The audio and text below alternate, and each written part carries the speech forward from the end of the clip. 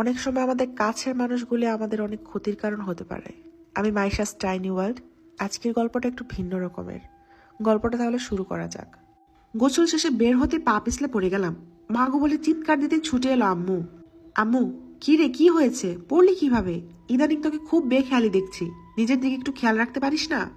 বকাঝকা করার অনেক সময় পাবা, এখন আমাকে একটু ধরে তোলো। আম্মু, ইস, পাটা কেটে গেছে। তুই বিছানাতে বস, আমি মলম নিয়ে আসি।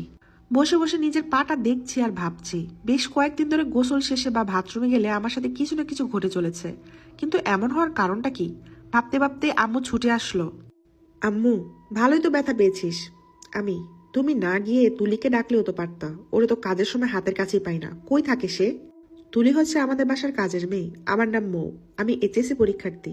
আমার মা অনেক ছোট থাকতে দুনিয়া ছেড়ে চলে গেছে, আর এখন যিনি আছে উনি আমার সৎ মা। আমার বাবা একজন ইঞ্জিনিয়ার, তিনি সর্বদা ব্যস্ত থাকে বলে তিনি আমার জন্য দ্বিতীয় মাকে ঘরে এনেছেন। এমনটাই বলে সব সময়। আমরা সবাই জানি আপন মা আর সৎ মা কোনটা কেমন হয়। গল্পে ফেরা যাক। পড়ে যাওয়ার কারণে আজকে আর কোচিনে যাওয়া হলো না। বিকেলে শুয়ে শুয়ে আকাশ দেখছি। মেঘলা আকাশ, সাথে মন জুড়ানো মৃদু ঠান্ডা বাতাস। মনে হচ্ছে এই বুঝি ঝুম করে বৃষ্টি নেমে আসবে।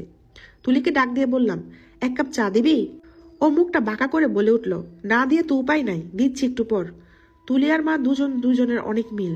বাবা বাসায় থাকলে সবাই অনেক আদর যত্ন করে, তাই তাদের এই অবহেলার কথা বাবাকে বারবার বলেও বিশ্বাস করাতে ব্যর্থ আমি। তাই আর কিছু বলি না। সন্ধ্যার পর পড়তে বসবো, দেখি আমার বেস্ট ফ্রেন্ড অধরা এসেছে। কিরে, তুই নাকি পড়ে গিয়ে ব্যথা পেয়েছিস? আমি বললাম, খুব একটা বেশি না, কিন্তু তোকে কে বলল?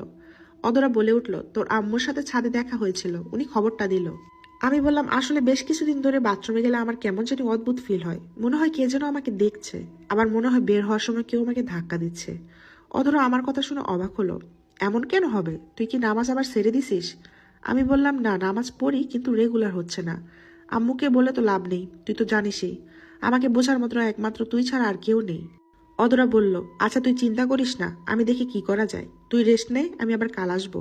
এ বলে চলে গেল। আমিও পড়তে বসে গেলাম। হঠাৎ করে গায়ে অনেক জ্বর আসলো। ওষুধ খেয়ে শুয়ে পড়লাম। ঘুম থেকে উঠতেই দেখি অধরা আর ওর আম্মু এসে হাজির। কিরে, এত সকালে তুই? অধরা বলল, কথা আছে তোর সাথে, তুই একটু ছাদে যেতে পারবি আমার সাথে?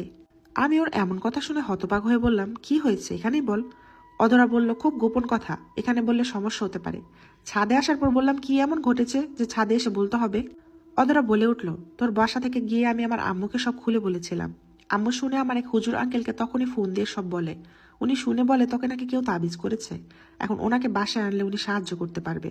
উনি এটাও বলেছে এই কাজটা খুব কাছের কেউ করেছে। আমি শুনে হাসতে হাসতে বললাম, আমাকে তাবিজ করে কি লাভ? অধরা বলল, তোর বাপের সবকিছুর মালিক